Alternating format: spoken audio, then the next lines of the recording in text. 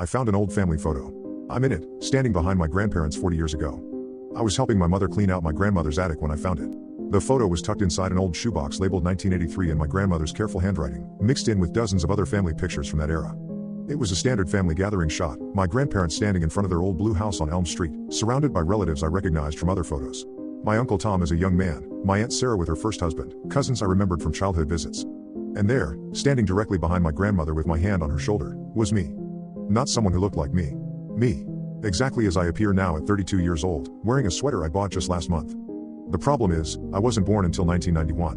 In 1983, I was still 8 years away from existing. I stared at the photo for several minutes, my hands trembling. Every other person in the picture was clearly from the 1980s, the hairstyles, the clothing, the general quality and color palette of the photograph. But there I was, looking completely contemporary and entirely out of place. "Mom," I called downstairs. "Can you come look at this?" She climbed up to the attic, dusting cobwebs from her hair. "What did you find?" I handed her the photo. "Look at this picture from 1983. Do you see anything strange about it?" She examined it carefully, smiling at the familiar faces. "Oh, this is from Dad's retirement party. Look how young everyone was. There's your Uncle Tom before he lost his hair, and Sarah with that awful perm she was so proud of. Do you see me in this picture?" She looked at me strangely. "You? Honey, you weren't born yet.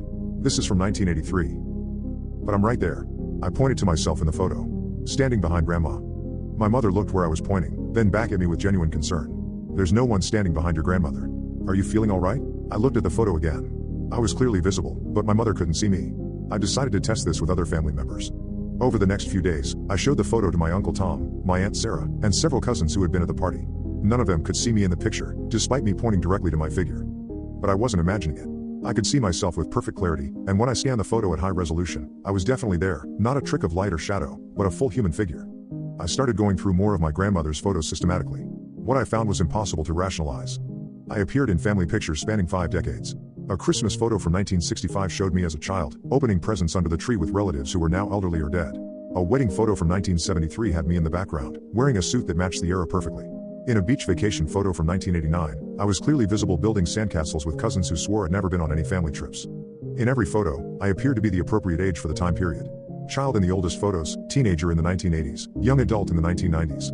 But my face was unmistakably mine, same eyes, same bone structure, same expressions I recognized from my own mirrors.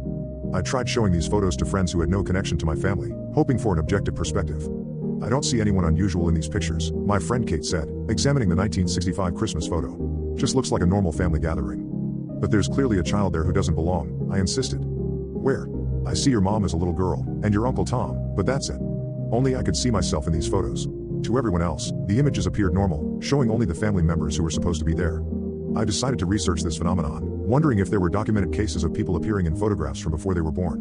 What I found was a small community of people online who reported similar experiences, seeing themselves in old family photos, despite being born decades later. Most were dismissed as hoaxes or misidentification, but a few cases have been investigated by paranormal researchers. The prevailing theory was something called temporal bleeding, the idea that time isn't as linear as we perceive, and that some individuals can leave traces of themselves across different time periods. One case study particularly caught my attention. A woman named Elena Vasquez had documented her appearance in family photos dating back to the 1920s, always aging appropriately for each time period. Researchers had verified the authenticity of the photographs and confirmed that she'd been born in 1978. Elena's case had attracted the attention of Dr. James Morrison, a physicist who studied temporal anomalies. I managed to contact him through his university website. "Elena's case is fascinating," Dr. Morrison told me over the phone. "We've verified that she appears in over 40 family photographs spanning 60 years.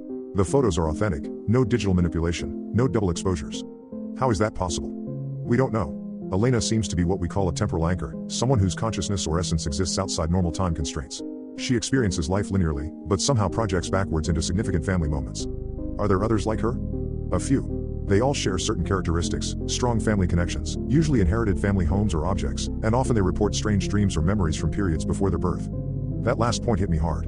I had been having vivid dreams lately about events I couldn't have experienced, childhood memories that felt completely real but didn't match my actual upbringing. Playing in my grandmother's house as a child, attending family gatherings I'd never been to, conversations with relatives who died before I was born. "Dr. Morrison, what does this mean for people like Elena? And people like me?" "We're still studying that." Elena reports that she sometimes feels like she's living multiple timelines simultaneously. She has memories of events from different decades, relationships with family members across different time periods. It's as if her consciousness exists in several eras at once. After the call, I sat in my apartment, staring at the collection of impossible family photos spread across my coffee table. If Dr. Morrison was right, if I was some kind of temporal anchor, what did that mean for my sense of self? I called my grandmother's nursing home and asked to visit her. At 91, her memory was spotty, but she had moments of perfect clarity. "Grandma," I said, showing her the 1983 photo, "do you remember this day?" She studied the picture carefully, her finger tracing the faces. "Oh yes, that was Harold's retirement party. Such a lovely day. Do you remember everyone who was there?" "Of course, dear. There was Tom and Sarah, and the cousins, and..." She paused, her finger hovering over where I stood in the photo. "And there was my special visitor." "Special visitor?"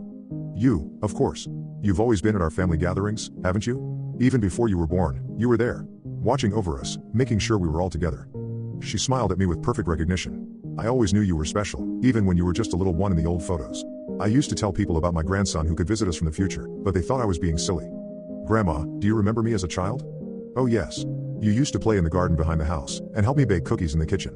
You were always such a good boy, asking questions about the family, wanting to know everyone's stories." I felt tears in my eyes. "But that's impossible." "Is it, dear? Time isn't as simple as people think. Love doesn't follow the rules of calendars and clocks. You've been part of this family longer than anyone realizes." She patted my hand gently. "The important thing is that you're here now. All of you, past and present and future. We're all together, just like we always have been." I'm still trying to understand what this means. Every night, I have more dreams, memories of times I never lived, of being present at moments decades before my birth. Sometimes I wake up with clear recollections of conversations with great-grandparents I never met, of playing with toys that were donated to charity before I was born. But maybe my grandmother is right. Maybe family connections transcend the normal rules of time and space. Maybe I've always been part of their story, just as they've always been part of mine. Maybe love really doesn't follow the rules of calendars and clocks.